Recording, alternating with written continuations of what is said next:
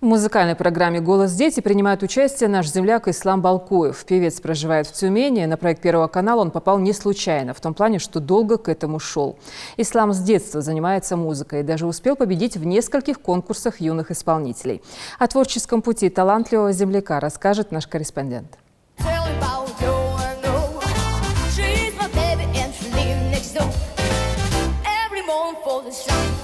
Репертуар сложный, да и почувствовать вот так музыку может не каждый. Но Ислам Балкоев покоряет сцену Первого. Юный музыкант своим голосом и харизмой заставляет Валерия Меладзе повернуться. Меня зовут Ислам Балкоев, мне 13 лет.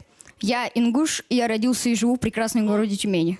Ого! Вау! Как интересно! Какая география интересная! Расскажи нам про группу поддержки свою, пожалуйста. Кто приехал?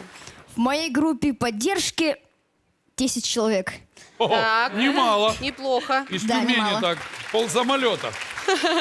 Посмотрите, сколько там энергии оттуда исходит. Просто Круто. стекло сейчас Да, выпадет. круто, круто. Они мне помогают всегда. На 6-й сезон шоу «Голос» 13-летний Ислам Балкоев попал не случайно. За его плечами большой опыт участия в различных детских музыкальных конкурсах, концертах и фестивалях. Как признается сам Ислам, музыка для него давно стала особенным делом жизни. На самом деле я думал перед выступлением, что буду волноваться, но когда я вышел на сцену, я вообще не волновался. А как думаешь, почему? Может быть, энергия наставников помогла тебе?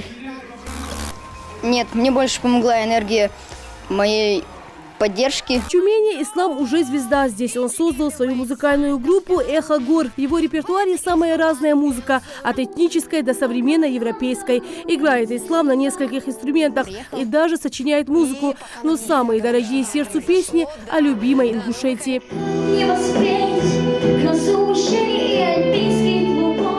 За Ислама болеют земляки. Постоянный представитель Ингушетии при президенте России Алихан Сычоев встретился накануне с участником «Голоса».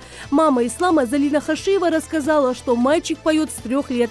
Полпред отметил, что своим искусством и талантом юный музыкант прославляет Ингушетию. От имени главы региона и от себя лично он пожелал ему удачи.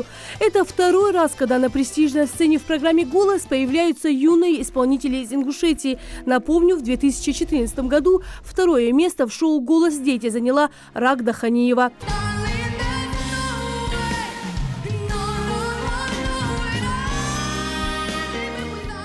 Впереди у Ислама Балкоева музыкальные поединки, за которыми мы обязательно будем наблюдать и болеть. Остается только пожелать удачи нашему земляку. Рина Цычоева, Новости 24.